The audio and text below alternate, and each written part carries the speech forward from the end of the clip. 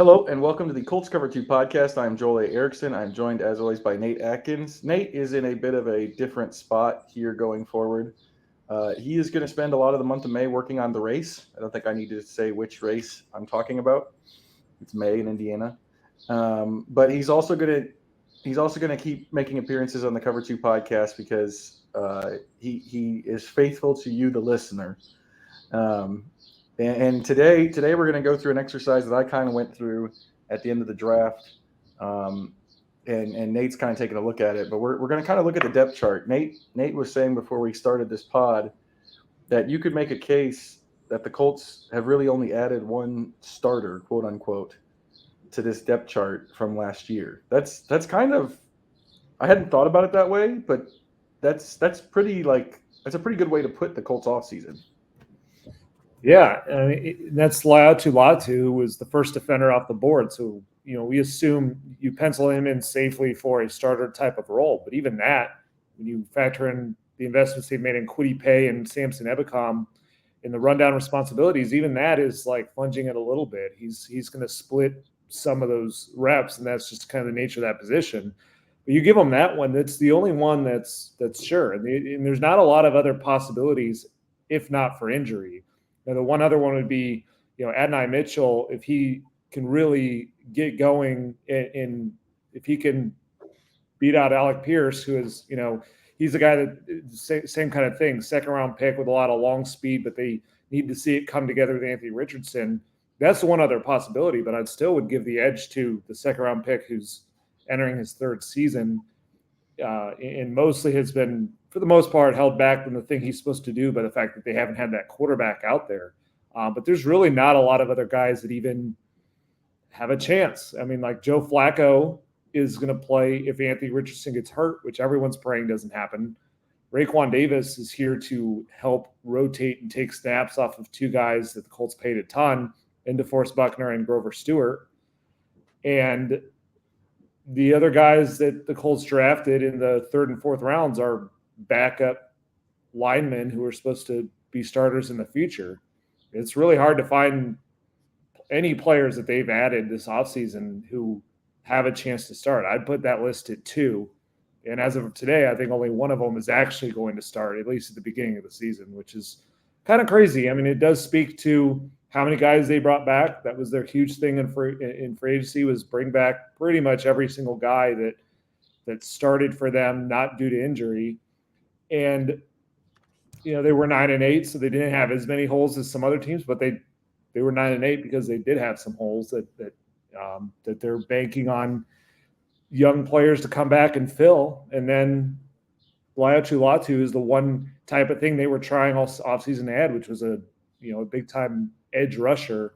They went after Danielle Hunter in free agency, didn't come together. Latu's here to develop into that guy, but it is very interesting. It really does sum up the kind of whole approach to this franchise, which is so hell-bent on draft and develop and let the young guys play and roll it back and all that kind of stuff. And we're really going to see how right they are or wrong they are with the way this plays out. I think that's a good segue just into the depth chart, because the obvious place to start with the depth chart is at quarterback. And ultimately, I've already written about this. We've talked about this a couple of times. But the guy that they're hoping is going to develop the most or show the most this year is Anthony Richardson, the clear-cut starting quarterback. He only played 173 snaps last year. The Colts have said don't expect him to be Superman right away, but they're also expecting him to elevate the offense significantly, especially in terms of explosive plays, both with his legs and with his arm. I would say there's a secondary element of expecting Jonathan Taylor to help the explosiveness. But really, a lot of it falls on the shoulders of Richardson and the legs of Richardson. And, the depth chart, it's really, there's not a ton to discuss here. I think, I'll just throw this out real quick. I don't really think at this point that either of the two undrafted free agents that they signed are have a good shot at knocking out Sam Mellinger from the emergency quarterback position. But Richardson is a good example of what you're saying. They are expecting him to develop in a way that helps get them over the top and into the playoffs. Yeah, I think Jonathan Taylor actually is a huge piece of that. It's the idea of Richardson and Taylor together. It happened for 2 total snaps last year. And so I think when they talk about like not crowning Anthony, expecting him to be Superman, it's partly because they finally bit the bullet and decided we're going to pay Jonathan Taylor to like let him combine with Anthony's rushing upside the backfield in a Shane Steichen offense and let that be the kind of Superman combo. Interesting route of going there when they spent half a season not wanting to pay that guy, but that's old news, and we're plunging forward into the future. But the thing is it's risky because it's a running back. His running backs get hurt. In 2 straight years, Jonathan Taylor's been hurt for multi-week absences, and last year they had Zach Moss fill in really, really well. He left in free agency. They haven't replaced that position, so in a way, they're not. If that all pans out, if they get 17 games out of Anthony Richardson and 17 games out of Jonathan Taylor, there is a route for this to get a lot better because of that. But I think the histories of both of those players and the playing styles of both those players show that's a big-time risk. And it's just interesting. They're backing one of those guys up pretty well with Joe Flacco, a guy who can maintain the explosive, down the field throws at the offense and has obviously played a ton. They're not really doing it at the other position right now. So, they are kind of a Jonathan Taylor injury away from just putting everything on the offense on Anthony Richardson's shoulders, which isn't the plan, but could become the reality based on how they've done this. Yeah, let's talk about the running back depth chart. Well, we can move on to the running backs right now. Taylor, obviously the starter. I think everyone would expect, and we saw this last year, even with Zach Moss on the roster, if Taylor is healthy and available, he's going to get the lion's share of the carries. Right now, it's Trey Sermon as a backup, and then honestly, what looks like a competition between Evan Hull and Tyler Goodson for the pass catching back. Is there anything I'm missing there? No, not really. We were just looking on our last podcast, looking at guys they could sign. 2 of those guys, it's not a good list, and 2 of them had signed, Zeke Elliott and Boston Scott, and it is slim out there right now. So the only thing that's going to change, I think, is do you like old running backs whose careers are probably behind them? That's pretty much what's available out there. Yeah, can we go on a time machine of 4 years ago, maybe? But it's only going to change if we get to when we get to roster cuts and there's some new guys that pop up, or I think it's possible they could explore a trade. That's probably more something that would happen once you deal with an injury to Taylor. But yeah, right now it very much seems like I know there are a lot of people who are fans excited about Evan Hull, and that's fine. He could become something, but there's no way to know that. There's absolutely no way to know that. He had 1 carry last year for 1 yard. The preseason, he got a little bit of run. I think he averaged 3.2 yards a carry. He showed very nice pass protection. And that, like you mentioned, I think that's the area he can come in and contribute, is try to be a receiver, third down pass protector type of player. But the closest thing they have to an established runner, it's not established. The closest thing they have to a running skill set that you feel decent about at the NFL level would be Trey Sermon. And that is based on a very small sample of filling in late last. It was 100 carries, maybe, probably less than that. That's kind of what they're working with. So no doubt when Taylor's out there, though, you're not going to look to those other guys that much. It's just, can he play 17 games is the bigger question. Well, I will say that, what's interesting with the backup running back is I know that they very much were interested in bringing Zach Moss back. That was the one guy that got away from them that they did want back. But the problem is they've got Jonathan Taylor. They've invested in him. If he wants to go prove he can be a starting running back and keep signing new 1-year deals in what's not a fun market, that was his route, to go play for a team like the Bengals and try and become a player for a really good team. It's just interesting that once he left, other teams raced to sign starting running backs. And that's why I think there were a couple guys they were hoping to get in the draft that didn't come through, and the depth of that class was just so bad. So now they're just in this spot where it's really hard to find anything to like at that spot more than what they already have, which is very unproven, but So everything else there on the market's either unproven or too proven, past their prime. Describe a lot of them. Too proven is an incredible way to put that. I like that. We gotta save that for future pods. Yeah, it's 78 career carries for Trey Sermon, 35 last year. 35. Wow. And 3 teams. I think that's also important. 3 separate teams as a 3rd round pick is also sort of to me, that's always an indicator. Now there are those guys who they bounce around for a while and they find the right one and it sticks, but this is the something that I think happens with NFL stuff a lot. That's the exception, not the rule. So yeah, it's kind of weird. Like you were just saying that they thought, well, we're going to get Zach Moss back. And because none of us thought they were going to get Zach Moss back. You and I didn't think that because he very clearly doesn't have a path to the starting lineup here. And of course he should want a path to the starting lineup. Like, I don't know, that's like confusing. I don't know. Coming back. Maybe I shouldn't sell as much as they expected him back. They really wanted him back. I don't know. Maybe that just speaks to the fact that like this is how they do free agency. They bring everyone back that they could possibly want back. And that was the one that they didn't get back, but for very obvious reasons. I mean, there just wasn't.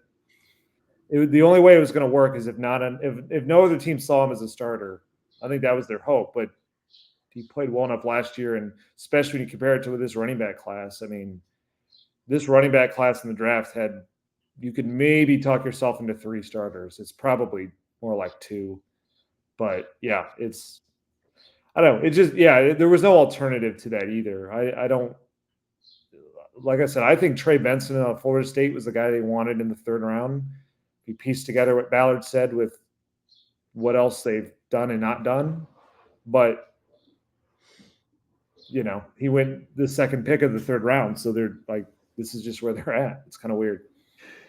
Yeah. Wide receiver is a position that's interesting to me because we've gone into a lot of camps in my time here. I started covering the Colts in 2018 mid-season. So I've covered every camp from 2019 on. I've gone into a lot of camps where there were, say, 3 receivers or 4 receivers that you knew were going to make the roster, and then there was a fight for the last couple spots. I'm going to be honest. Outside of an injury, outside of an Ashton Dulin style preseason injury, which my desk is particle wood. Does that count? Can I knock on that? Sure, that counts. I don't know the wood luck, parameters. We'll knock on my desk here. Outside of that, I just don't see a lot of opportunity for like a DJ Montgomery or a Juwan Winfrey to be anything more than a practice squad player. You have 3 guys who played more than 700 snaps last year. That's Pittman, Downs, Pierce. You drafted a guy in the 2nd round. You get Dulin back. Dulin, as long as Dulin is healthy and Ashton Dulin, he's making the roster, especially with more kickoff returns, more importance on special teams. Ashton Dulin's making the roster.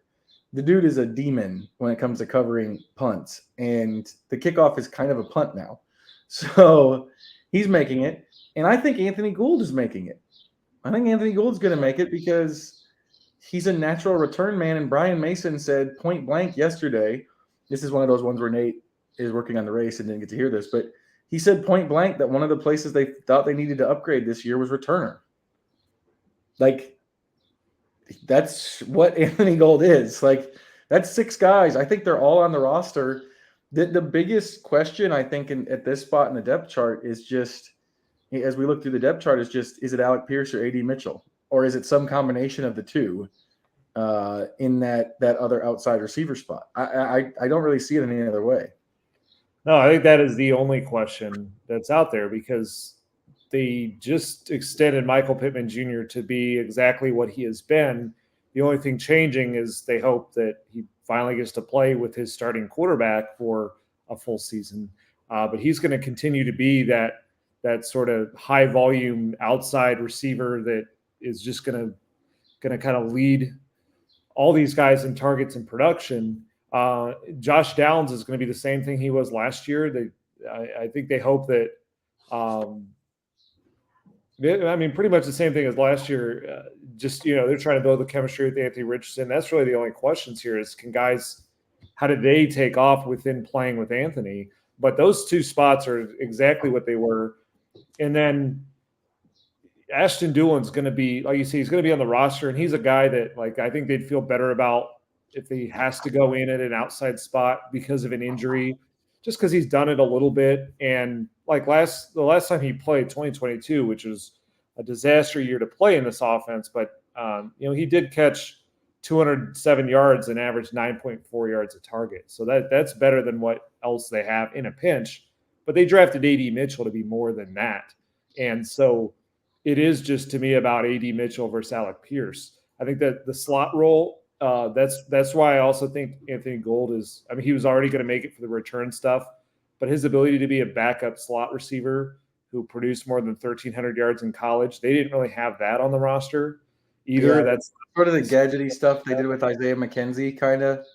Yeah, some of that. The only other – like if Josh Downs were to get hurt, they probably would go a lot of more big sets.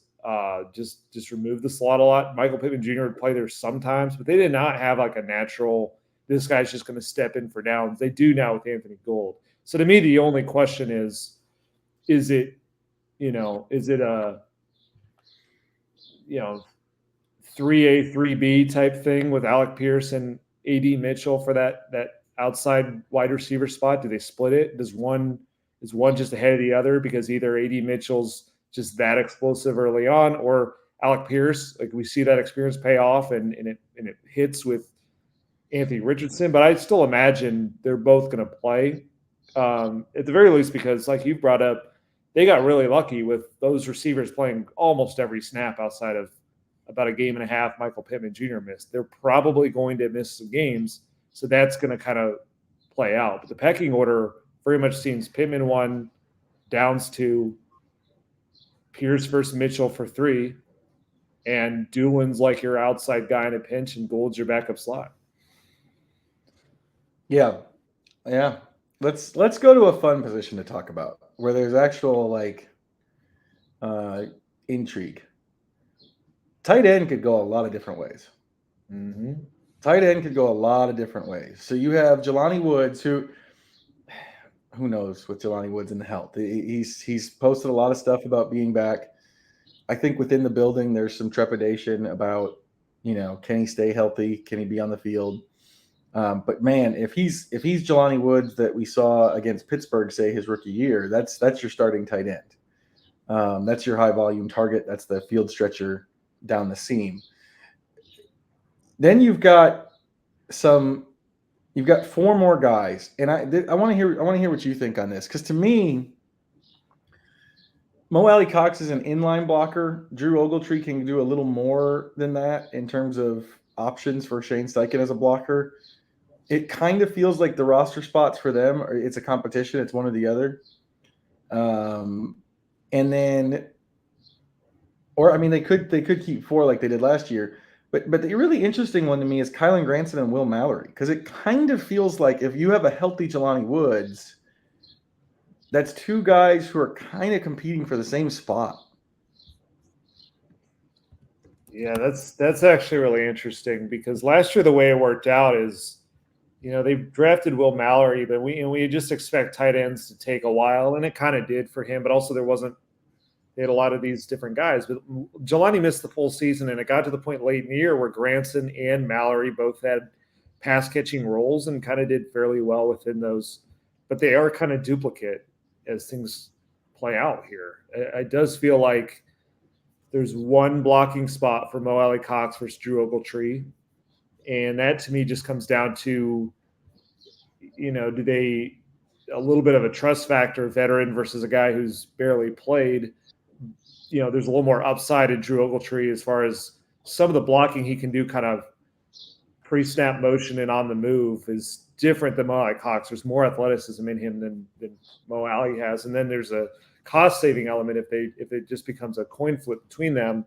But yeah, it's they really were a big fan of Will Mallory last year down the stretch. They really liked like whenever he was on the field, it felt like they were designing up plays for him, and they liked how it went. Like they felt like he was getting it. He seemed to mentally transition better than some tight ends because he grew up in the game. It didn't seem overwhelming to him. Small sample size, of course. He had only 26 targets, but he caught 207 yards and 8 yards a target. Like he was pretty efficient for that low volume role.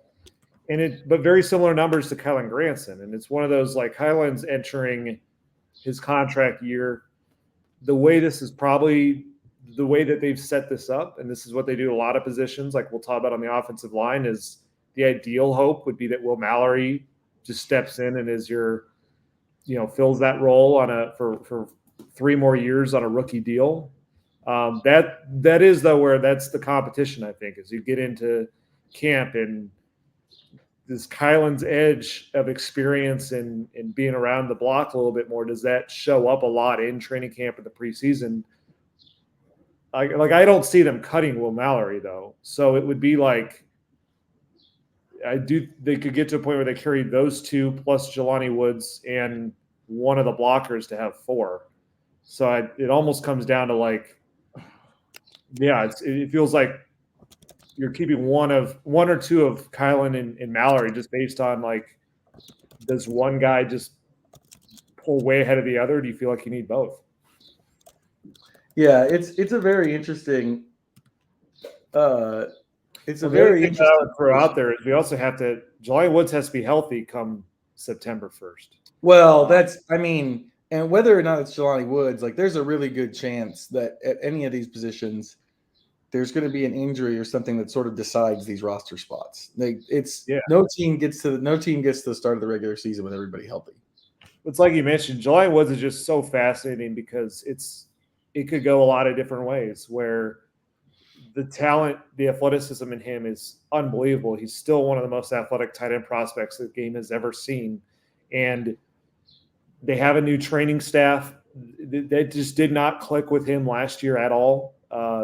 Colts training staff with him and managing an injury he never had before. His offseason training has been impressive, but he was trying to pretty much rewire his entire body to handle football in a way that he wasn't built for before. Does it work? I think we're going to find that out. Maybe we'll find it out by September. Maybe it's something that gets into the season, but it's going to decide a lot here, because I think, he is, as a pass catcher, he should be, if he's healthy, he's the guy. If he's not, that's where it still feels like a position that's much more committee based. I could see, frankly, if like Jelani's not out there, I could see Kylan, Will, and Drew all getting kind of a mix of targets the way that they did it last year, just with Mo over Drew. So kind of whether or not they're a total committee or whether they have one guy who could potentially break out has a ton to do with stuff we don't know. We don't have answers to, which is, did Jelani Woods' offseason training fix the problem with his hamstrings?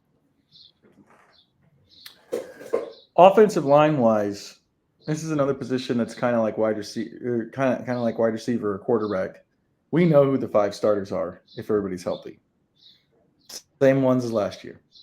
The intrigue is more who makes the roster and who gets pushed out by the selections of Matt Gonzalez and Tanner Bortolini. Because if you used a 3rd round pick and a 4th round pick on those guys, I know Ballard has cut a 4th round pick before, Zach Banner.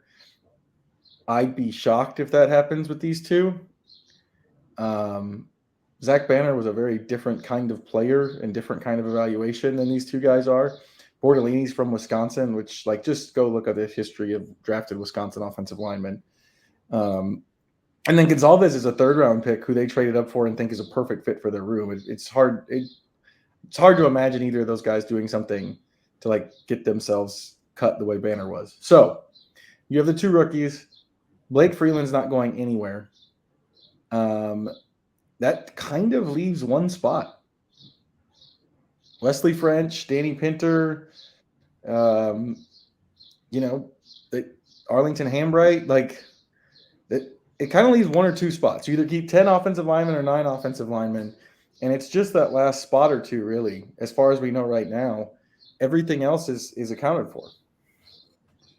Yeah, I would say the likelihood, or at least the hope, is that they keep 9 with the idea that like a guy like Matt Gonzalez can play tackle if he needs to. If you were to lose more than one or lose more than one in a game or something like that. But yeah, I mean, it's easy to see a lot of what the rules are right now. Or, um, I think Danny Pinder's going to start as the backup center. I guess it's possible that they could just love Tanner Borrellini so much early on that they think he's ready to be that backup center since he did play it good amount in college. He's your backup guard, I think, to start out. Matt Gonzalez almost seems a little that Matt Gonzalez pick. The more I think about it, feels a lot like Nick Cross, where they trade up third round. They pick a guy because they just fall in love with sort of the skill set. They see him as the best player available, but there's not. I guess what's a little different is Nick Cross. They mistakenly started the first 2 weeks, and then they went into this long term plan for him. But Matt Gonzalez, I mean, he was a college tackle who played 3 games last year, and they're going to move him inside mostly. But they already have other guys to play above him, so he's almost more of, I think ideally this is more of a redshirt season for him, where he's more of like your emergency tackle. I don't know. Maybe it's possible that he's just good enough in camp that he's better than Tanner Borrellini as like a guard, a position he hasn't played yet. It just seems like it'd be a little bit of a surprise. But yeah, most of it feels set. Your 9 guys make sense too, just because like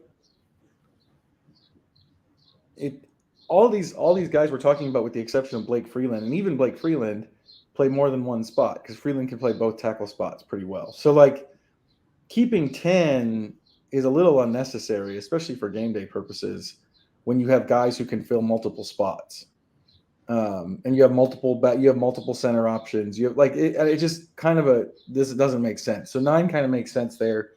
Defensive line. When I did this, I cut like 600 snaps from the defensive tackle position. When I did this exercise on IndyStar.com right after the draft, because you have DeForest Buckner, you have Grover Stewart. Neither of them are going anywhere. Raekwon Davis, you signed to a fairly significant free agent contract. He's not going anywhere.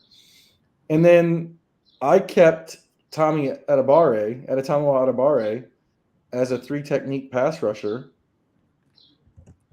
and then cut Taven Bryan and Eric Johnson, because I think Adebawore and Raekwon Davis, they eliminate those positions essentially. Yeah, I think their plan is to streamline it a ton in the interior with Raekwon Davis. He's the guy. He's the backup at both spots for DeForest Buckner and Grover Stewart, and not just backup, but he'll rotate in, especially rundowns. Quick note on Raekwon Davis: I finally ran into him at Josh Downs at a youth camp, and he was there, and that is maybe the most massive human being I've ever seen in my life. He is so big that he just walked out of the facility, and all these kids ran over for autographs, and none of them knew who he was. They knew he played for the Colts. And this is the same event where Caleb Downs, who's going to be a top 10 pick in the NFL, most kids had no idea that he was a player. Just because when he's not in anything, it doesn't necessarily look like Raekwon Davis is DeForest Buckner's height and Grover Stewart's weight. So it's just very, I see what they see in him as a guy that can do both of those spots. And last year they fell off a cliff in the run defense when Grover Stewart was out. But yeah, I think he's going to simplify that part of it. It's more like the crowded parts are the edge group now that you've added Latu to it. And like we said, there's what I think will probably happen is on base downs, first, second down, it'll be Kwity Paye and Samson Ebukam.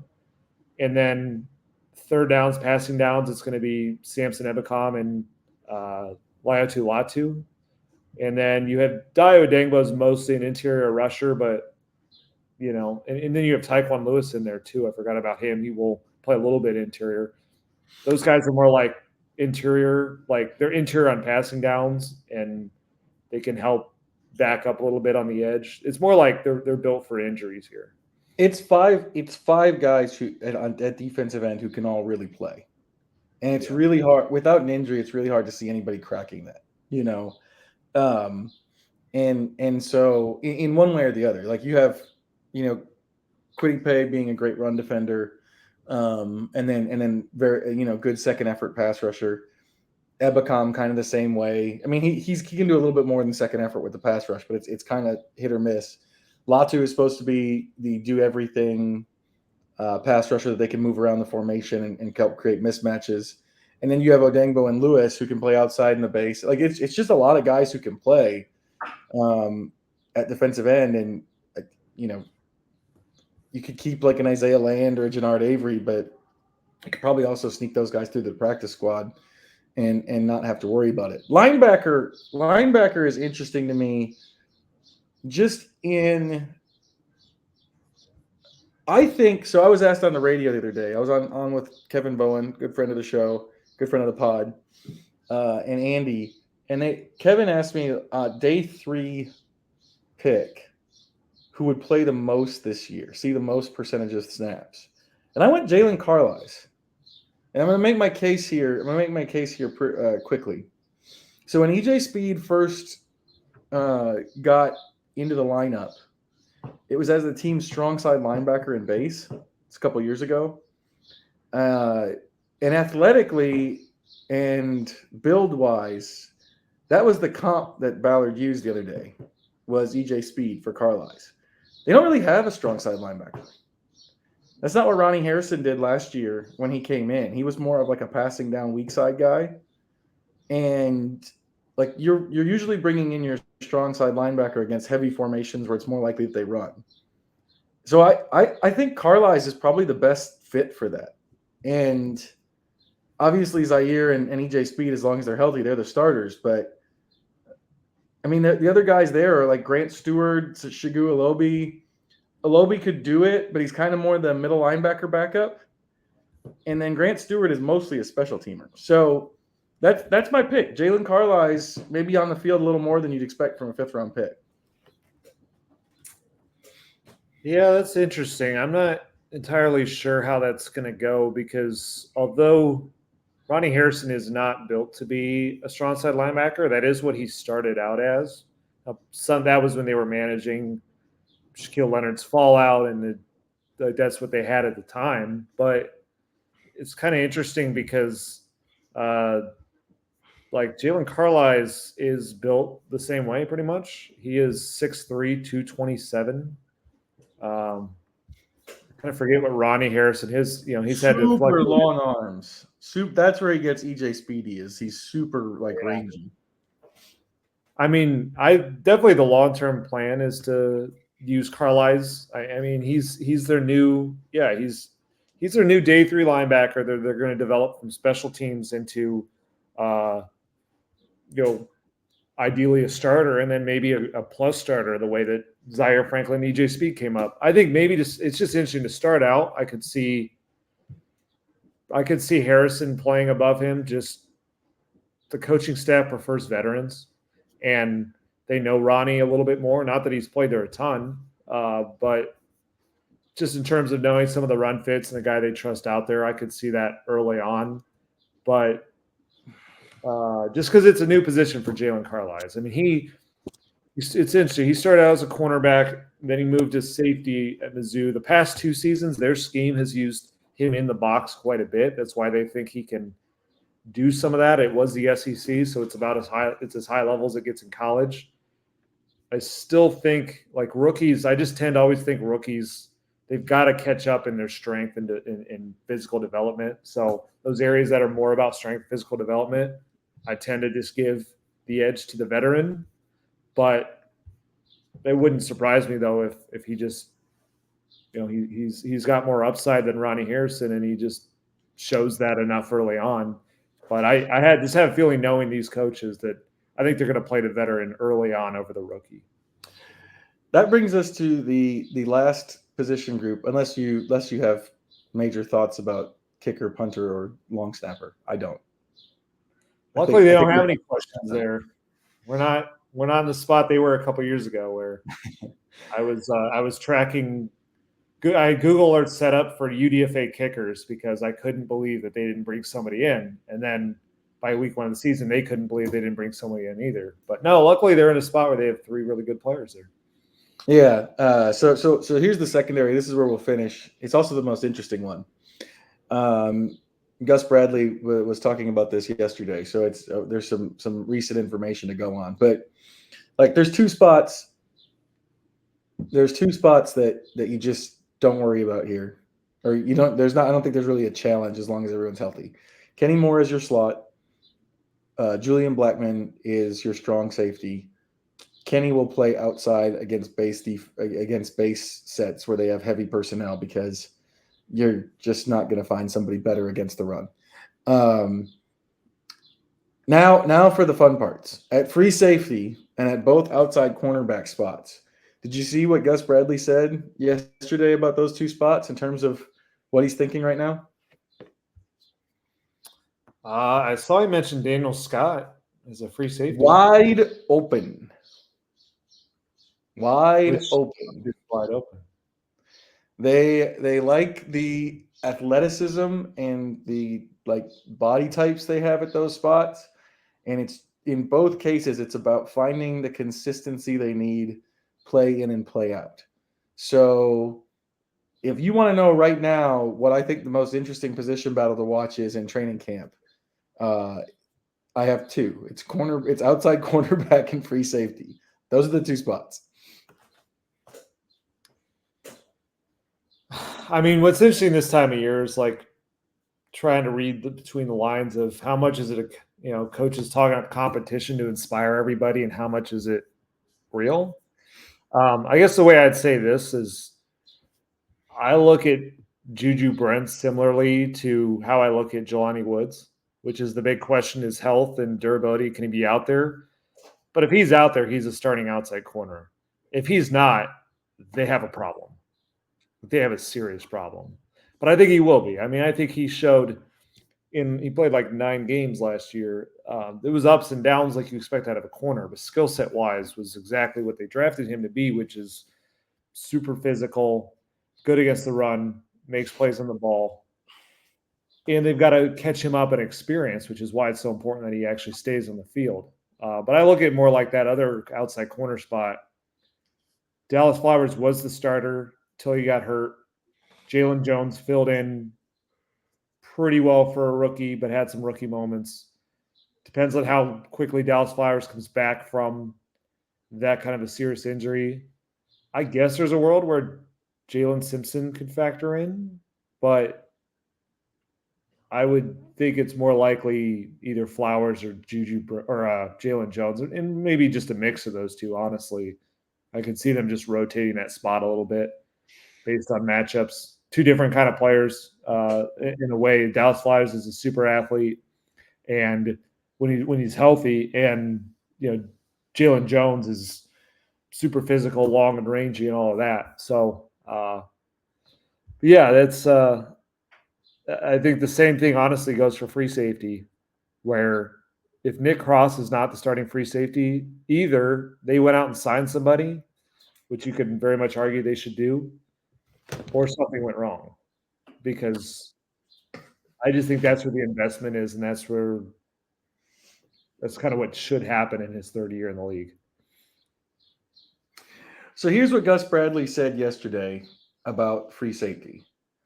I think Rodney, Nick, and Daniel, all those guys at safety, it's just which one is going to come to the top. I think that a guy like Rodney, his first year was a good year, second year struggled at times, but feels like now in a short time being back with him, now it's like, you know what? I learned from that. That's not happening again. He's kind of got that mindset. It feels like a pretty competitive group back there, and I think Nick, we tried him at strong, and he can play strong, but I think even looking back at him in college, when he sees things from the top down, his comfort level and his speed picks up. He's in a pretty good mindset now. It'll just play out, and we'll see what we come up with. Anything spark in your brain listening to that? My general thought is that Gus is generally pretty positive about players in general. Mm-hmm.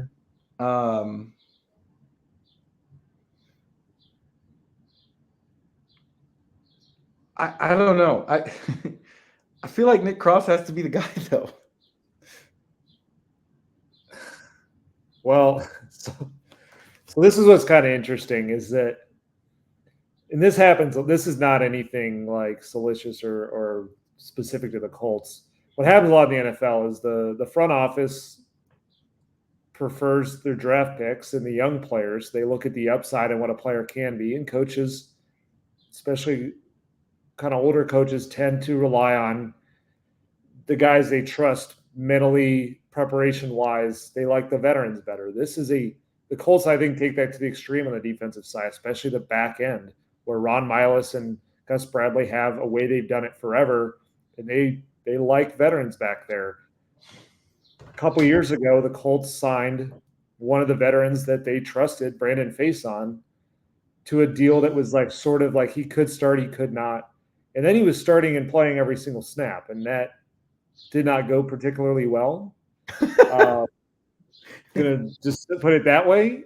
But the next year, what did the front office do? They didn't sign any veterans. They said, you have to play the young guys. There's not going to be anybody else out there to play but them. And I think free safety is kind of feeling like that this year, where Nick Cross did not crack. He didn't find his fit with this coaching staff for a while. Part of it was figuring out, was he a strong safety? Was he a free safety? But a bigger part of it was they started him for 2 games. It went very poorly at the start of his rookie year. And they just don't know if they just don't know what he's going to do play to play. And at that position, the floor is low. If he doesn't do what he's supposed to do on a single play, you could have Juju Brents man coverage on Nico Collins 60 yards down the field in a must-win game. And that's what the coaching staff doesn't want to have. Now, the flip side of that is he can do a lot of great plays, splash plays, the pick against the Steelers, and great third down stop he had against the Buccaneers when he came from depth and made the tackle. And so I think the front office is setting it up to where they don't have a lot of great options to play outside of Nick Cross. Maybe Rodney Thomas can rediscover more of what he did as a rookie, but the more that time's played out, I think Rodney Thomas is a good backup to have, but he comes off to me like, I think that was so singular to playing with Rodney McLeod and Stephon Gilmore in the positions they put a young player in, to where they have a decent foundation for that with Kenny Moore and Julian Blackmon, but they don't have it at outside corner to save a free safety the same way. So I think Nick Cross is going to play. And that's why I'm saying that if he doesn't, something's really not coming together. Like they've set it up to where this, again, unless they go out and sign somebody, and that's still possible. They have the cap space, and there's probably at least 3 guys out there on the market I think could start at free safety, pretty clearly over Nick Cross. But if they don't go out and sign somebody, and that's what I'm saying, that's coming down to, does the front office want to make them play the young player this year? And if they don't sign somebody, I think that's basically what they're doing. I've been in a rabbit hole of Moneyball clips. I think Moneyball memes are my favorite thing in sports right now, and it's very much like the scene in Moneyball. What you're describing is very much like the scene in Moneyball where Billy Beane just trades all of Art Howe's first base options so that he has to play Scott Hatteberg there. I would like to point out, just as a quick mini rant, not related to the Colts, unless you really want to make it about the Colts. One of the players that they trade in that scene is Carlos Pena, who at the time was super young and had just started his career. And they're like, he's like the only first baseman, I think is what they say, the only actual first baseman. They're like, well, we got to play Hatteberg because he gets on base. What happened to Carlos Pena, Nate? I'm trying to remember. After they traded Carlos Pena, oh, this tickles me. He didn't fully become like a full-fledged power hitter until he was 29 with Tampa Bay, when he went 46 homers, 31 homers, and 39 homers. But even with that, the rest of the season after he went to Detroit, he ran a 783 OPS. The next year, he has a 772 OPS. And the year after that, he was an 810 OPS as a young, presumably controllable player. And over that span, he hit 57 homers while taking walks. So I'm just saying maybe Moneyball shouldn't have traded Carlos Pena because he was a Moneyball player.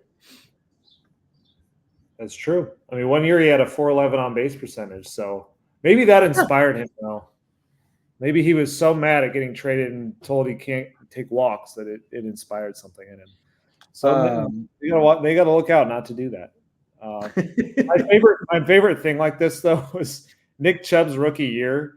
Like the Hugh Jackson would just always play Carlos Hyde, no matter like Nick Chubb was ripping off 80-yard runs and he would get like 3 carries a game. So in the middle of the season, they just traded Carlos Hyde away and made Nick Chubb play, like finished like 1,000 yards.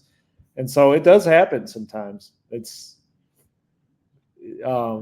and I think now look, they brought back this coaching staff because they like them in general. I'm just saying in this specific way, I do think and this is a disconnect that's across the NFL, is that there's always a front office wants you to play the picks, and the coaching staff wants veterans they can trust, and it's finding a middle ground and all of that. And so I think the coaching staff would probably pop bottles of champagne if they went out and signed Quandre Diggs right now. But that does not fit how the Colts have generally done things. And so, yeah, it's just like that's what's like my big holdup with Nick Cross. And like I've thought they should play him more anyway. But my thing was like if he was supposed to be your starting free safety this year, why didn't we see it until like the last 2 weeks of the year? This is Nate's white whale. Nate's white whale is getting someone to tell him why they didn't play Nick Cross. It's not a bad white whale. It's not like a bad one, but this is your like big unanswerable question from last year is what in the world was going on with Nick Cross in the starting lineup? Yeah, that's right. I did ask a lot and wrote a lot about it. I mean, I think ultimately, no, the coaches didn't want to play him, and they fired the safeties coach, and they're making them play him now. That's how it feels like. The safeties coach may have been fired for other more public reasons. Very true. But the thing is, they didn't add anything at that position. So, look, part of it was understanding, and this is true too. I don't think the front office knew 100% what position Nick Cross was. This is something Chris Ballard does where he wants to keep things open-ended. He did this with Adonai Mitchell, saying, I think he can do everything. He tried that with Alec Pierce when he drafted him. Like, we don't want to put him in the box, even though very quickly it turned out, no, he's an outside down-the-field guy. He's not a slot receiver. He tries to keep it a little open-ended. The downside to that is when it's a player that sometimes it doesn't become clear so early what he is, and that was Nick Cross, where he's got like that – his skill set physically can do either one. But as time played out in this defense, what they need out of the strong safety role, it just doesn't – the high-level communicator, the way to see things from that part of the field pre-snap wasn't fitting Nick Cross nearly as well as free safety does. And that's, that's where like it took them all time, coaching staff and front office time to figure out that Nick Cross is a free safety. But now that he is, I think that's the front office's way of saying, okay, now he's a free safety, so he's your starting free safety. So there it is. There is your 2024 Colts depth chart as we see it on May the 2nd, the year of our Lord 2024. Things will change. They will. Well, sometimes for reasons that are not great. Like I said, there will be injuries. There will be other things. Maybe it'll change because they signed somebody. Maybe if we keep saying that, they'll sign someone. It would give us an easy podcast. I'm starting to feel like we're giving people false hope. Oh, we would never do that on this podcast. We would never talk about trading up for Marvin Harrison Jr. on a podcast. No, I'm not about false hope. The hard part is what we're really trying to do is we're really just trying to cover our bases because they have said, like Ballard did say at the draft, we still could add to this team. But man, if you're sitting there, if you're sitting out there and you're like, they're not going to add to this team, I don't believe them.